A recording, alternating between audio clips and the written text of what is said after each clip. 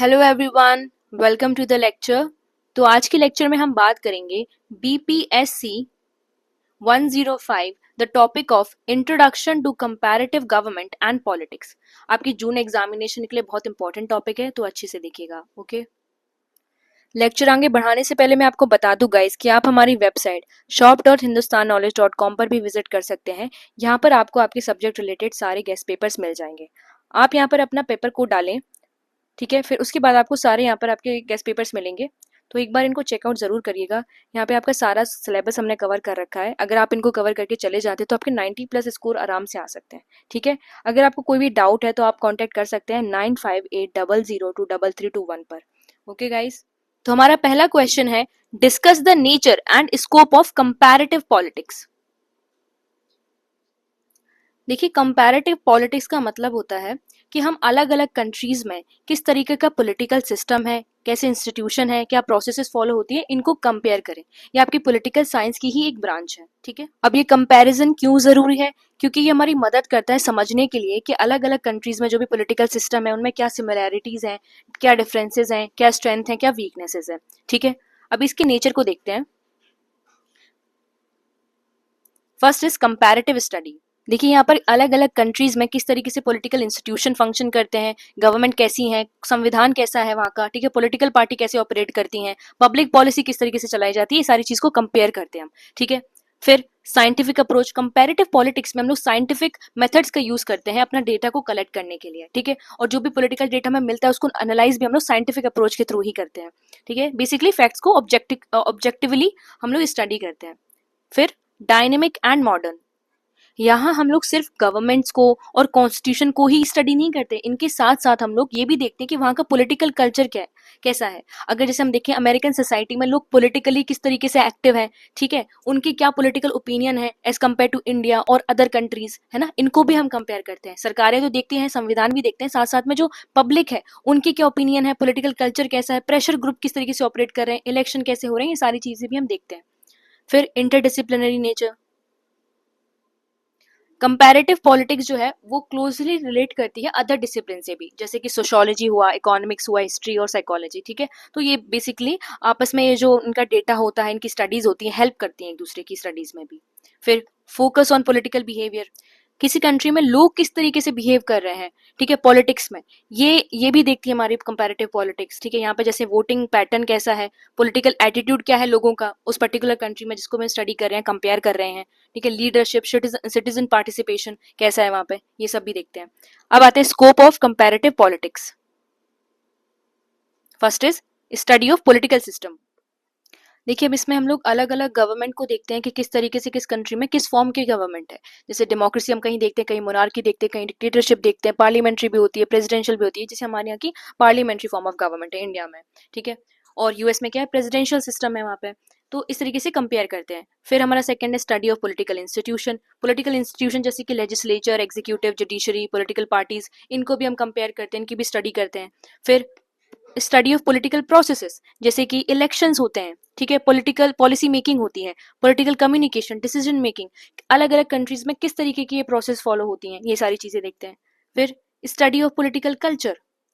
अब जो सिटीजन्स हैं उनके भी जो पॉलिटिकल बिहेवियर है, उनके पॉलिटिकल बिलीफ्स, वैल्यू, एटीट्यूड, इनको भी हम ऑब्जर्व करते हैं अपनी इस कंपैरेटिव पॉलिटिक्स की स्टडी में, कि एक अमेरिकन के सिटीजन जो होते हैं, ठीक है, वो किस तरीके से पॉलिटिकली इन्वॉल्व होते हैं अपनी कंट्री की पॉलिटिक्स में, और इंडिया में किस तरीके से लोग जो है अपनी पॉलिटिक्स में इन्वॉल्व रहते हैं, इनको कंपेयर करते हैं।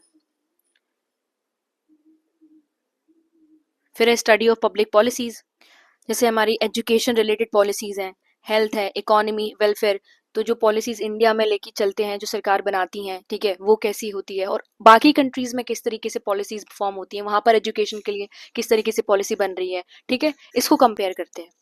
फिर study of developing and developed countries. Here it studies both developed and developing nations to understand what political development and modernization and nation building. Alright, conclusion देखते हैं। तो वही देखा कि कंपैरेटिव पॉलिटिक्स किस तरीके से ये समझती है कि अलग अलग कंट्रीज में पॉलिटिकल सिस्टम कैसे वर्क कर रहा है, ठीक है। और इस चीज से क्या होता है, ग्लोबल लेवल की अंडरस्टैंडिंग हमको आती है पॉलिटिकल सिस्टम के बारे में। ऑलराइट, तो next topic is write a note on the role of communist party in China.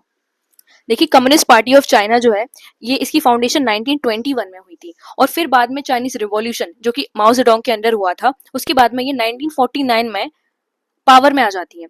ठीक है, और उसके बाद से लेके अभी तक ये चाइना के अंदर जितनी भी पॉलिटिकल, इकोनॉमिक, सोशल डेवलपमेंट है उनको गवर्न कर रही है अभी भी। ठीक है, तो पहले देखते हैं पॉलिटिकल रोल क्या है इसका।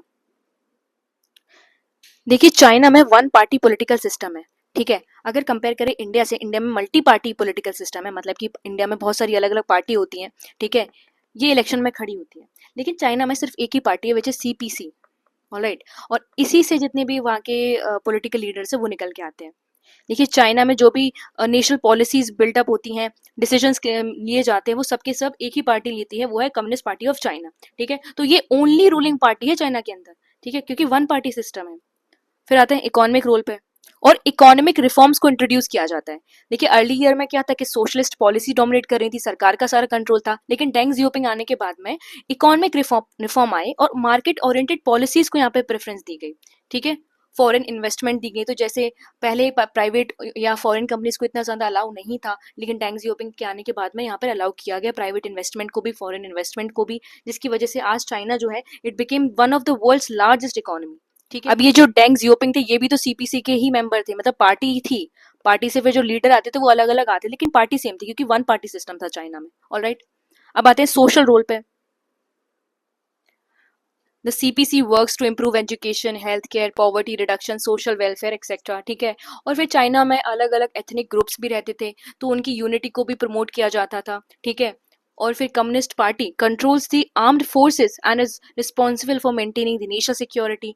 वही चीज थी, और एक और इम्पोर्टेंट रोल प्ले करते थे ये लोग अपनी चाइना की सोवर्निटी में, टेरिटोरियल इंटेग्रिटी में, इंटरनल स्टेबिलिटी में। ठीक है, और फिर चाइना की जो फॉरेन पॉलिसी है और इंटरनेशनल रिलेशन है उनको भी संभालने का इन्हीं का काम था। ठीक है, तो ये सोशल रोल होगा इनके। अब बात करते हैं आइडियोलॉजिकल रोल की। देखिए सीपीसी जो थी वो सोशलिस्ट आइडियोलॉजी को प्रमोट करती है, विच मीन्स लाइक स्टेट के पास में सारा कंट्रोल होगा एक कंट्री के रिसोर्सेज का। ठीक है, और फिर स्टेट ही वेलफेयर स्कीम चलाएगी अपने पब्लिक के लिए। अब जैसे अगर हम प्राइवेट कंपनीज की बात करें तो प्राइवेट कंपनी क्या है, प्रॉफिट ओरिएंटेड होती हैं, वो वहां पे इन्वेस्टमेंट करते हैं जहां पे उनको प्रॉफिट दिखता है। ठीक है, इस वजह से क्या होता है कि रीजनल डिस्पैरिटीज भी हो जाती हैं, किसी रीजन में ज्यादा डेवलपमेंट है, किसी रीजन में बिल्कुल डेवलपमेंट नहीं है। ठीक है, वो इसलिए होता है कि प्रॉफिट ओरिएंटेड होते हैं प्राइवेट कंपनीज, लेकिन सरकार के हाथ में जब रिसोर्स होती है तो सरकार सबको डिस्ट्रीब्यूट करने की कोशिश करते हैं रिसोर्सेज को। ठीक है, तो इस मॉडल को कहते हैं सोशलिस्ट आइडियोलॉजी थी जो कि सीपीसी फॉलो कर रही थी। ठीक है, एंड वही it influence the education, media, cultural activities and to strengthen the patriotism etcetera. ठीक है, अब कंक्लूजन देख लेते हैं कि देखिए जो कम्युनिस्ट पार्टी है चाइना की, ये बहुत इंपॉर्टेंट पार्टी थी। ठीक है, बैकबोन कह सकते हैं हम लोग चाइना के पॉलिटिकल सिस्टम की, क्योंकि इसने बहुत ज्यादा इंपॉर्टेंट रोल प्ले किया है गवर्नेंस में, इकोनॉमिक ग्रोथ में, सोशल डेवलपमेंट में, नेशनल सिक्योरिटीज में एक्सेट्रा। वन पार्टी सिस्टम है चाइना में, तो एक ही पार्टी से अलग अलग रूलर्स आ रहे थे। ठीक है, और वो अलग अलग अपनी डायरेक्शन दे रहे थे, कोई सोशलिस्ट को फॉलो कर रहा था, कोई फॉलो कर रहा था अपना इकोनॉमिक रिफॉर्म्स को। तो ये सारी चीजें हमने देखी अभी। अपना नेक्स्ट टॉपिक है examine the institutional approach to study comparative politics. देखिए इंस्टीट्यूशनल अप्रोच का मतलब होता है कि अलग अलग कंट्रीज में हम लोग पॉलिटिकल इंस्टीट्यूशन की स्टडीज करेंगे। ठीक है, और उनको कंपेयर करेंगे। फिर पॉलिटिकल इंस्टीट्यूशन जैसे कि legislature, executive, judiciary, constitution, political party, electoral system etcetera, ये पॉलिटिकल इंस्टीट्यूशन होते हैं। अलग अलग कंट्रीज में इनको कंपेयर किया जाएगा, इसी को हम बोलते हैं institutional approach to study the comparative politics. ठीक है, it assumes that political behavior and political outcome are largely shaped by the institution। मतलब ये है कि जब हम इंस्टीट्यूशनल अप्रोच को स्टडी करते हैं वो इसलिए क्योंकि पॉलिटिकल बिहेवियर और पॉलिटिकल आउटकम काफी हद तक इसी चीज पर डिपेंड करते हैं कि कंट्री में इंस्टीट्यूशन कौन से हैं, पॉलिटिकल इंस्टीट्यूशन क्या क्या है। ठीक है, अब थोड़ा फीचर्स को देखते हैं इनके। Main features of institutional approach, first is focus on formal institutions. यहाँ पर हम कंट्रीज में देखते हैं उनकी पॉलिटिकल ऑर्गेनाइजेशंस को, जैसे कि legislatures, executive, courts, constitution, administrative agencies, इनकी स्टडी करते हैं हम लोग। ठीक है, second is legal and constitution orientation. ये कंट्री में कॉन्स्टिट्यूशन प्रोविजंस किस तरीके के हैं, कैसे लॉज हैं, क्या रूल्स हैं, लीगल फ्रेमवर्क कैसा है। ठीक है, जो वहाँ के पॉलिटिकल इंस्टीट्यूशन को गवर्न करता है। ओके, फिर कंपैरेटिव एनालिसिस, अलग अलग कंट्री के पॉलिटिकल इंस्टीट्यूशन को कंपेयर करते हैं जिससे हम लोग समझ पाए कि इनके बीच में सिमिलैरिटीज क्या क्या हैं, क्या क्या डिफरेंसेस हैं। ठीक है, फंक्शनिंग कैसी है, ये सारी चीजें। फिर हिस्टोरिकल पर्सपेक्टिव, कि जो भी पॉलिटिकल इंस्टीट्यूशन आज जिस फॉर्म में है, जैसे पार्लियामेंट है हमारी, हमारा सुप्रीम कोर्ट है, आज जिस फॉर्म में हमको देखने को मिलते हैं, हम थोड़ा इनको देखते हैं कि इनकी हिस्टोरिकल डेवलपमेंट कैसी है। जब हम इनकी हिस्टोरिकल डेवलपमेंट को समझते हैं तो इनकी आज के रोल्स को हम बेहतर समझ पाते हैं कि आज जैसे हैं वो क्यों है। ठीक है। डिस्क्रिप्टिव नेचर, तो जो पॉलिटिकल इंस्टीट्यूशन है उनका एक डिटेल डिस्क्रिप्शन मिलता है। ठीक है। उनकी फॉर्मल जो भी पावर्स हैं, जो भी फंक्शंस हैं, उन सब का भी। अब आते हैं इंपॉर्टेंस ऑफ इंस्टीट्यूशनल अप्रोच। एक सिस्टमैटिक अंडरस्टैंडिंग मिलती है हमें हमारे पॉलिटिकल सिस्टम की इसके थ्रू। ठीक है। और फिर उसको हम कंपेयर करते हैं डिफरेंट डिफरेंट कंट्री के पॉलिटिकल सिस्टम से। It also explain the organisation and functioning of government, की सरकार किस तरीके से बनती है, ऑर्गेनाइज कैसे होती है, फंक्शन किस तरीके से करती है। It serve as a foundation for development of comparative politics as a academic discipline. ठीक है। Helps policy makers also scholars to understand the constitutional and administrative arrangement. ठीक है। ये सारी चीजें अब देखते हैं जरा लिमिटेशंस क्या है इसकी, इस अप्रोच की। It pays more attention to formal institution and ignore the informal factor. Formal institution जैसे वही हम देखते हैं एग्जीक्यूटिव, लेजिस्लेचर, कोर्ट्स, ये फॉर्मल इंस्टीट्यूशन पर ही हम लोग स्टडी करते रहते हैं। जो इनफॉर्मल फैक्टर्स हैं जैसे कि पॉलिटिकल कल्चर, पब्लिक ओपिनियन क्या है एक कंट्री में, ठीक है, इंटरेस्ट ग्रुप किस तरीके से फंक्शन कर रहे हैं, इस पर कम फोकस होता है। दूसरा, it focus on legal rules rather than actual political behaviour. अब देखिए लीगल रूल्स वही चीज होती है कि ऑन पेपर वाली चीजों पे हम लोग ज्यादा ध्यान देते हैं और जो ग्राउंड रियलिटी होती है उस पर कम फोकस होता है। ठीक है। It can not fully explain political change and political conflict. सिर्फ इंस्टीट्यूशनल अप्रोच के माध्यम से हम पॉलिटिकल चेंज और पॉलिटिकल कन्फ्लिक्ट को नहीं समझ सकते अच्छी तरीके से। It often overlook the role of social, economic, cultural factor in politics. और पॉलिटिक्स के अंदर सोशल, इकोनॉमिक, कल्चरल फैक्टर्स भी अपना रोल प्ले करते हैं जो कि इस अप्रोच में अच्छे से नहीं समझ में आ पाता है। ठीक है। अब आते हैं कंक्लूजन। समझा हमने कि इंस्टीट्यूशनल अप्रोच किस तरीके से इंपॉर्टेंट है हमारे लिए। ठीक है। अलग अलग कंट्रीज की पॉलिटिक्स को कंपेयर करने के लिए। फिर हमने ये भी समझा कि आज के टाइम पे जो पॉलिटिकल सिस्टम है उसमें बिहेवियर और सोशल फैक्टर भी अपना इंपॉर्टेंट रोल प्ले करते हैं। ठीक है। अपने नेक्स्ट टॉपिक को देखते हैं। What is parliamentary supremacy, elaborate. सबसे पहले समझते हैं पार्लियामेंट्री सुप्रीमेसी का मतलब क्या होता है। It means the parliament is legally supreme over all other government institution. जैसे हमारे लेजिस्लेचर होता है, एग्जीक्यूटिव होते हैं और जुडिशरी होती है। ठीक है। पार्लियामेंट हमारा लेजिस्लेचर का पार्ट होता है। अब जो पार्लियामेंट है उसको बोला जाता है कि ये सबसे ज्यादा सुप्रीम है, हमारे जितने भी गवर्नमेंट इंस्टीट्यूशन है सबसे ज्यादा सुप्रीम पार्लियामेंट होता है। ठीक है। जो भी लॉ पार्लियामेंट बनाता है वो सब पर लागू होता है, सब पर बाइंडिंग है। ठीक है। और फिर उसके बाद में गवर्नमेंट, सरकार, कोर्ट या सिटीजन इसका उल्लंघन नहीं कर सकते हैं, इसका विद्रोह नहीं कर सकते हैं। ठीक है। तो इसी को बोलते हैं हम लोग पार्लियामेंट्री सुप्रीमेसी। अगर हम इंडिया में देखें तो पार्लियामेंट्री सुप्रीमेसी नहीं है। ठीक है। क्यों? क्योंकि अगर पार्लियामेंट कोई भी ऐसा लॉ लेकर आती है जो कि सिटीजन्स के राइट को वायलेट कर रहा है या फिर as per the law work नहीं कर रहा है, एज पर दी कॉन्स्टिट्यूशन वर्क नहीं कर रहा है, तो यहाँ पर जुडिशरी के पास में पावर होती है कि वो ऐसे लॉ को स्ट्रक डाउन कर दें, ऐसे लॉ को वॉइड कर दें। ठीक है। तो ये चीज क्या है इंडिया के अंदर, इसी को बोलते हैं हम लोग चेक्स एंड बैलेंस। कि अगर एक गवर्नमेंट का इंस्टीट्यूशन अपने वर्क, अपनी फील्ड से बाहर जाता है, ठीक है, और किसी भी चीज को वॉयलेट करता है, कॉन्स्टिट्यूशन को वॉयलेट करता है, तो यहाँ पे दूसरा इंस्टीट्यूशन उस पर चेक लगाता है। ठीक है। आई बात समझ में। पर अगर हम लोग यूनाइटेड किंगडम की बात करें, यूके की बात करें, तो वहां पर पार्लियामेंट्री सुप्रीमेसी होती है। ठीक है। मतलब कि पार्लियामेंट के पास में सबसे ज्यादा पावर होती है, जितने भी वहां पे गवर्नमेंट इंस्टीट्यूशन होते हैं उनसे ज्यादा। ठीक है। अब देखिए यहाँ पे हमारे कॉन्स्टिट्यूशनल स्कॉलर हैं जो एवी डाइसी, ये भी पार्लियामेंट्री सुप्रीमेसी के बारे में एक चीज बोलते हैं। ठीक है। कि पार्लियामेंट कोई भी लॉ बना सकती है और कोई भी उसको विद्रोह नहीं कर सकता, ये सारी चीजें। Let's talk about features of parliamentary supremacy. Unlimited law making power. ठीक है। पार्लियामेंट किसी भी सब्जेक्ट के ऊपर लॉ बना सकती है। ठीक है। कोई भी लीगल रेस्ट्रिक्शन नहीं है कि पार्लियामेंट इस चीज पे लॉ नहीं बना सकती, एक्सेट्रा। ठीक है। Second is power to amend और रिपील लॉ। ठीक है। मान के चलिए अगर प्रीवियस पार्लियामेंट्स ने कोई एक लॉ बनाया होगा तो अभी की जो पार्लियामेंट है वो लॉ को भी खत्म कर सकती है, दूसरा लॉ लेके आ सकती है उसके अलावा, उसके अलावा, है ना। ये सारी चीजें भी हैं। अमेंड करने की पावर, रिपील करने की पावर, ये भी होती है। Then no judicial review of parliamentary act.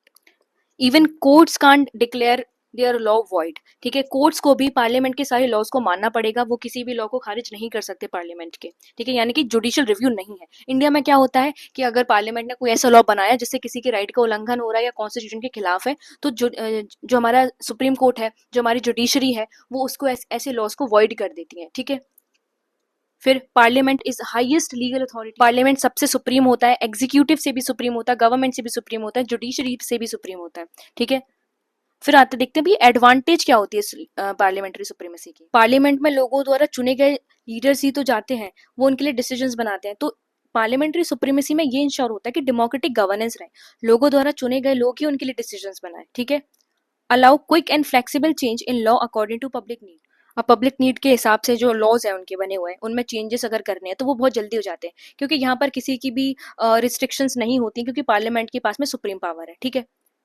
Help maintain political stability and effective government function, चीजें काफी इफेक्टिवली हो जाती हैं, ठीक है, क्योंकि पार्लियामेंट के पास ही सारी पावर है, तो वो अपने हिसाब से सारी चीज को मैनेज कर लेता है, किसी का कोई रिस्ट्रिक्शन नहीं होता, वही चीज लिखी गई है, ठीक है। Reflect the will of the people through their elected members. अब क्रिटिसिज्म को देखते हैं जरा यहाँ पे। पार्लियामेंट में मिसयूज इट्स पावर। अगर आप पार्लियामेंट में सारी पावर दे दोगे, ठीक है, और कोई भी उसको वायलेट नहीं कर सकता, तो पार्लियामेंट मिसयूज कर सकती है इस पावर का, ठीक है, अनजस्ट लॉ पास कर सकती है। And lack of strong judicial control can threaten individuals right. अगर कल को पार्लियामेंट इस तरीके के लॉ पास करने लगे जिससे कि लोगों के राइट वायलेट हो और वहां पे जुडिशरी भी कुछ ना कर सके, तो यहाँ पे मिसयूज ऑफ पावर हो रहा है, ठीक है। Government with a large majority में डोमिनेट पार्लियामेंट, और सरकार जो सरकार जिसके पास में लार्ज मेजोरिटी है, ठीक है, तो वो पार्लियामेंट को डोमिनेट ही कर लेगी, फिर वो जो लॉ चाहेगी वही बनाएगी, क्योंकि ऑपोजिशन तो वीक हो जाएगी यहाँ पे, ठीक है। It may lead to concentration of power at a single institution. Obviously बात है, अगर सारी पावर आप एक में कर दोगे तो कॉन्सेंट्रेशन ऑफ पावर हो जाएगा। अब देखते हैं parliamentary supremacy in India. India में पार्लियामेंट्री सुप्रीमेसी नहीं है, इंडिया के अंदर कॉन्स्टिट्यूशनल सुप्रीमेसी है, ठीक है। अगर पार्लियामेंट का कोई भी लॉ संविधान को वायलेट करता है, ठीक है, तो वो नल और वॉइड हो जाएगा। और ये कौन करता है? ये जुडिशरी करती है। जुडिशरी को ये काम दिया गया है, सुप्रीम कोर्ट ऑफ इंडिया को ये काम दिया गया है स्पेशली, कि वो कोई भी लॉ जो हमारे राइट्स को वायलेट करता है, जो हमारे फंडामेंटल राइट्स को वायलेट करता है, जो संविधान को वायलेट करता है, ऐसे लॉ को स्ट्राइक डाउन कर दे, ठीक है। तो इंडियन पार्लियामेंट के पास में पावर तो है, पर उसकी पावर लिमिटेड है। By what? Bye constitution of India, क्योंकि हमारे यहाँ पे कॉन्स्टिट्यूशन सुप्रीमेसी है, ना कि पार्लियामेंट्री सुप्रीमेसी। ओके, अब कंक्लूजन देखते हैं। हमने पढ़ा कि पार्लियामेंट्री सुप्रीमेसी का मतलब होता है कि पार्लियामेंट सुप्रीम हो, ठीक है। जितने भी पॉलिटिकल इंस्टीट्यूशन, सबसे ज्यादा सुप्रीम कौन है? पार्लियामेंट है। और ये हमको एग्जांपल देखने को मिलता है यूनाइटेड किंगडम में। इंडिया के अंदर कॉन्स्टिट्यूशन सुप्रीमेसी है, मतलब कि संविधान सबसे ज्यादा सुप्रीम है। तो अगर पार्लियामेंट संविधान के खिलाफ कोई भी लॉ निकालती है तो वो नल और वाइड कर दिया जाएगा बाय सुप्रीम कोर्ट, ठीक है। तो हमने अपने सारे टॉपिक्स कवर कर लिए यहाँ पे। अगर आपको वीडियो अच्छा लगा हो तो वीडियो को लाइक करिएगा, चैनल को सब्सक्राइब करिएगा, और आप हमारे टेलीग्राम ग्रुप को भी ज्वाइन कर लें। लिंक आपको डिस्क्रिप्शन में मिल जाएगी। हमारी क्लास की सारी नोटिफिकेशन जो भी है हमारे टेलीग्राम ग्रुप पे आती है, तो आप उसको ध्यान से ज्वाइन कर लेना। Okay, thank you guys.